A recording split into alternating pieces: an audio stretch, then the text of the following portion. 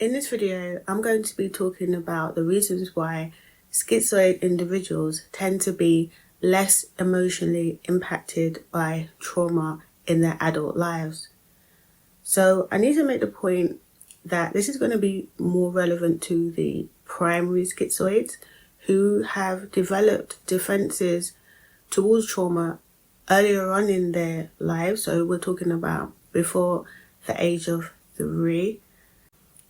This will also have some applicability to secondary schizoids. The main aspect that unites all of the points that I'm going to make in this video is that schizoid individuals have made adaptations in early childhood that enables them to develop strategies to manage and deal with overwhelming emotions. And all of the different reasons I give in this video are linked to the schizoid defense mechanisms. These strategies become well practiced, and so they set in, and this therefore tends to mitigate the impact of new traumas or diminish the emotional impact of any new traumatic experiences that the individual goes through, and this will carry on through from childhood into adulthood. In some ways, you could say that these individuals become inoculated against trauma, and they have a very high tolerance for emotional stress, and this is due to their adaptive mechanisms. So going into the reasons, which are all part of the schizoid defense mechanisms and part of their adaptive strategies. So starting with emotional detachment. So one of the main features of schizoid dynamics is emotional detachment and withdrawal. So this isn't just about having a preference for solitude, but an actual defensive mechanism that protects against potential emotional upheavals and emotional pain. This is the reason why schizoid individuals tend to have flat affect, because this defense can manifest as an apparent lack of emotional response in certain situations. Sometimes the schizoid individual does feel emotions on some level, however, they don't tend to be expressed in social settings. This is why schizoid individuals naturally distance themselves from the emotional impact of traumatic events, because they are very much shielded from feeling the full impact of their own emotions. Sometimes emotions can be muted or compartmentalized. One of the methods that schizoid individuals use to manage their emotions is intellectualization. And this is a very key defense mechanism. So instead of experiencing emotions in the usual visceral way, like within their body, they will tend to distance themselves from emotions by analyzing the emotions and rationalizing them. So this stops them from feeling the full emotional impact, because emotions can be thought of like in an abstract way or a puzzle, and they can be looked at very logically. So while emotions are being looked at logically, they're not being entirely felt in the moment. And this is, as I said, a distancing strategy that schizoids often use.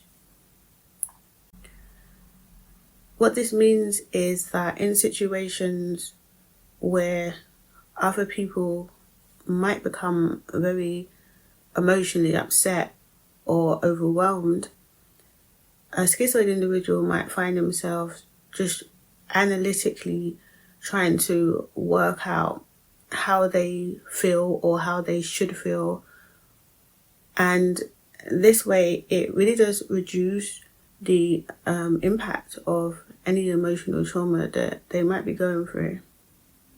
What this does as well is it enables a person to talk about their emotions in a very detached way.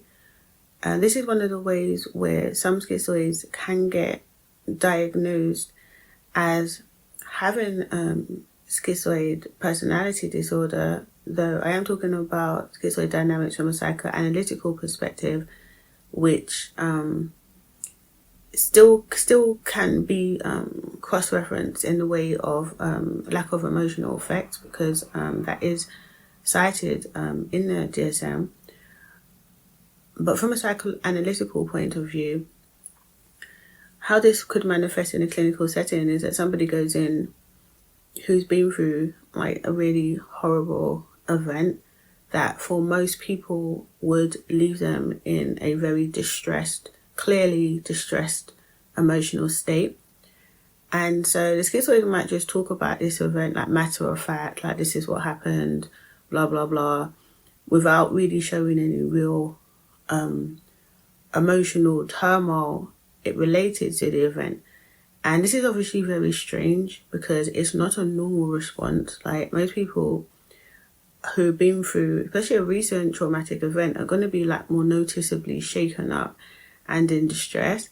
And so this is one of the ways that a psychologist may be able to diagnose that someone has schizoid dynamics, because of the clear detachment from the emotion, and also the way that they're just talking about their emotions in a way that like they're just talking about maybe like a film they saw, or they're just talking about a topic that they've read about, like not really having that personal attachment to their emotions. And this is also linked to the depersonalization.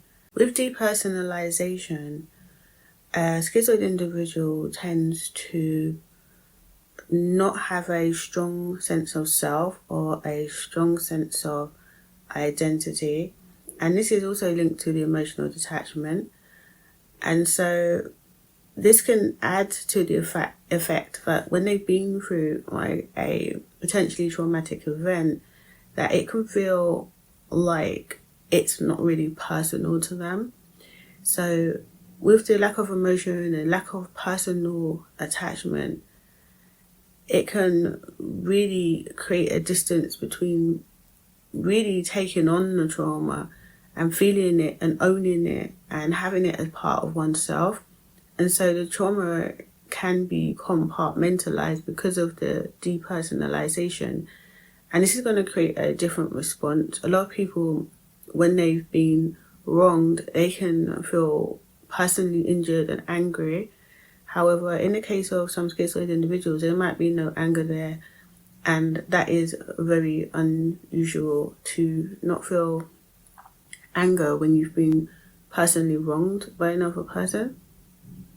Another of the schizoid defenses is fantasy. And so schizoids might use this to sort of override what's happened.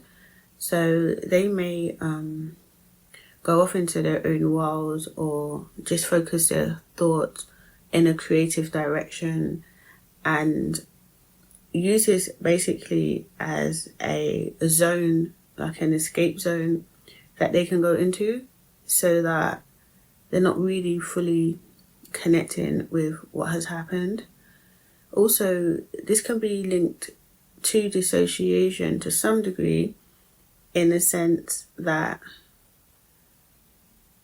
because during social interactions, schizoids tend to be emotionally detached and can be dissociated from their bodies and not fully in touch with the present moment.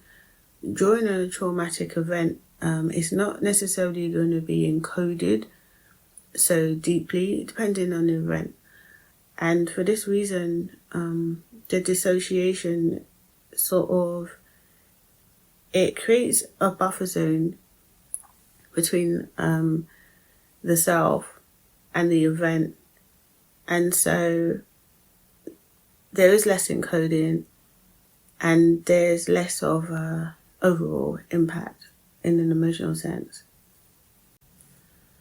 Because schizoid individuals tend to be self-sufficient, when they've gone through a traumatic event, they're less likely to want to share the details with other people, or talk to other people, or seek support for that traumatic event. And this is because schizoids tend to want to work things out for themselves, which means that they tend to manage their problems on their own. And so there's going to be an innate tendency to internalize the issue and manage it without seeking help. And because of not seeking help, this can give the impression that they're not affected by the trauma or they're not taking it seriously. Even though the trauma might not be as emotionally impacting, or a schizoid may not feel the emotional impact of it as much as some other people, it can still be psychologically distressing. It can still bring up a lot of questions and contradictions within the mind, and also concerns about future safety, etc. However, it's going to be harder for someone with schizoid dynamics to reach out and ask for help from other people. So as you can see, schizoid individuals are in many ways primed to deal with emotionally difficult events through their defense mechanism and adaptation strategies. And so there's already an infrastructure there that is set to maintain mental stability regardless of what is happening emotionally. And also it's a setup where an individual is primed to mitigate the effects of emotional events whilst they're happening, and certainly after they've happened. So this is why schizoid individuals are going to be less emotionally impacted by traumatic events.